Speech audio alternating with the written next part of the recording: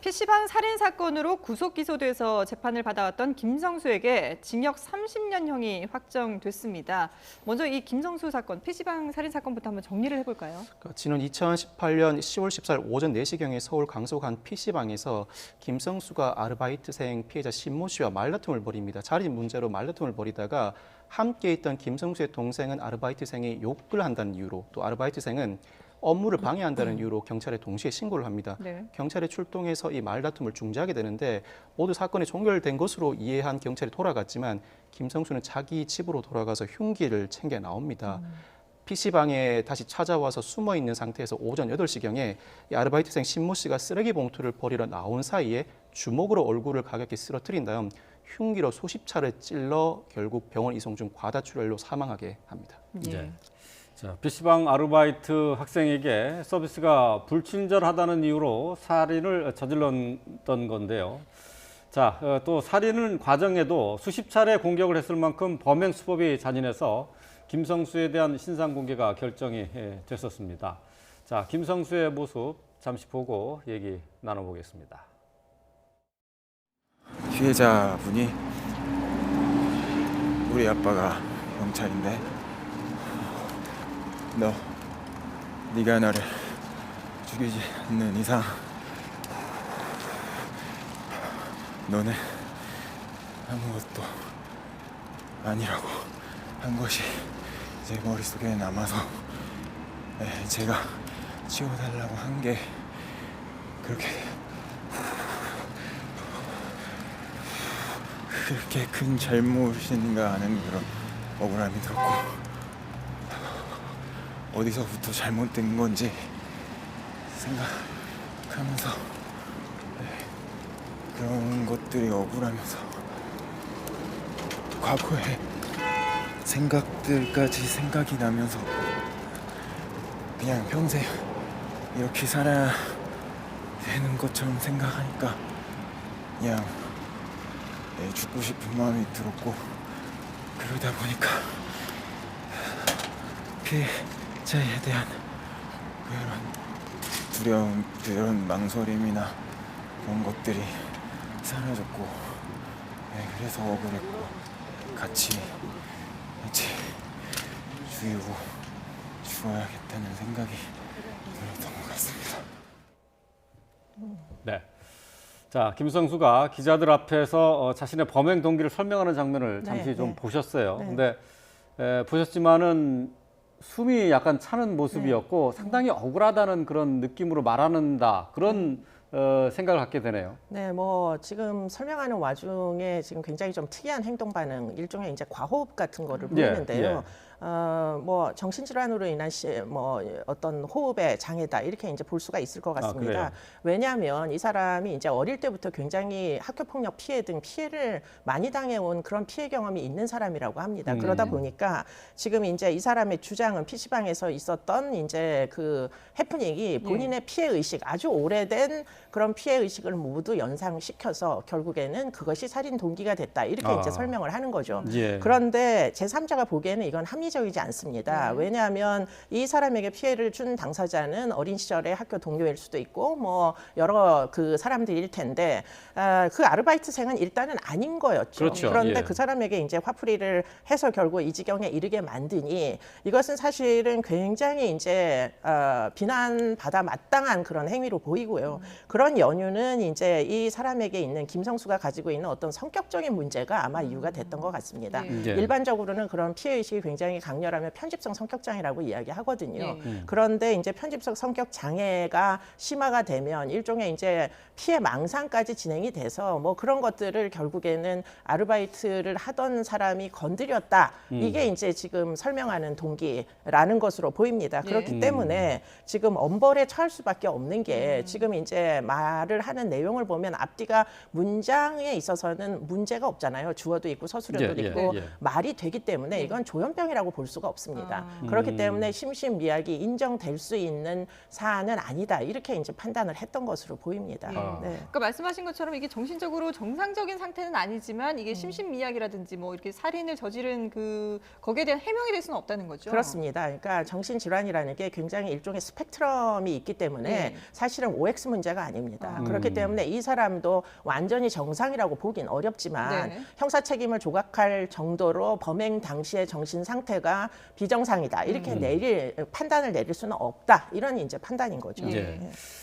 교수님께서 이 그 범인 김성수의 심리 상태를 분석을 해주셨는데, 그러니까 평소에 쌓여 있었던 분노가 네. 엉뚱한 장소에서 엉뚱한 사람한테 화풀이 된 극단적으로 거죠. 나온 것이었는데, 이런 경우가 종종, 그러니까 평소에 분노가 쌓였던 사람들한테 이런 걸 볼 수가 있습니까? 그러니까 가끔 범죄에서 사실은 동기가 불분명한 살인 사건 또는 상해 사건들이 발생합니다. 사실은 화는 다른 데서 났는데 네. 결국은 자신에게 저항할 수 없는 가장 무력한 피해자를 인명 피해에 이르게 하는 그런 사건들이 있는데요. 네네. 뭐 쉽게 얘기하자면 일종의 화풀이성 범죄다 이렇게 보시면 되는데 정신의학적으로 보면 그것은 뭐 편집증적인 어떤 피해 망상 때문에 기인하는, 예컨대 화는 또는 이제 피해는 아주 오랜 기간 동안 어린 시절부터 당해왔는데 결국에는 그것이 어느 시점에 뭐 폭발시키는 사람에게 전부 다 분노가 전이되는 이런 네. 것들을 볼 수가 있습니다. 이 사람도 아마도 그런 이유였던 것으로 보입니다.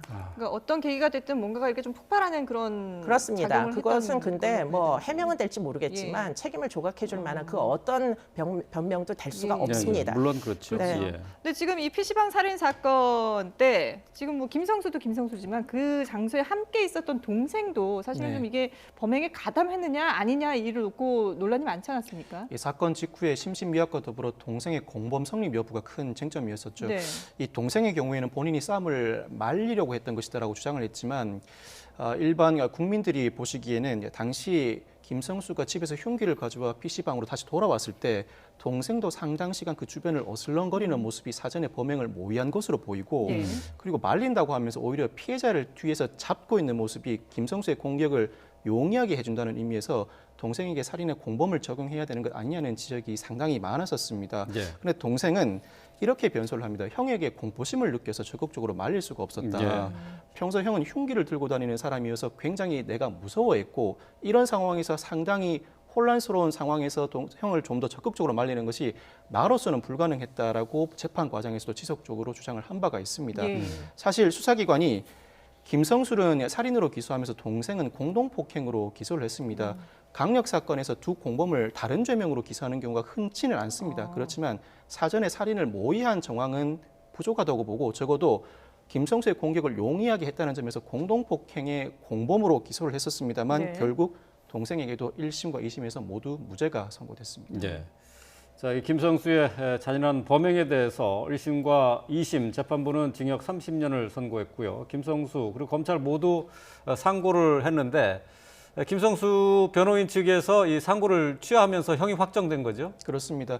김성수가 상고심을 선고받고 곧바로 상고를 했습니다만 그 다음 달 곧바로 또 취하를 했습니다.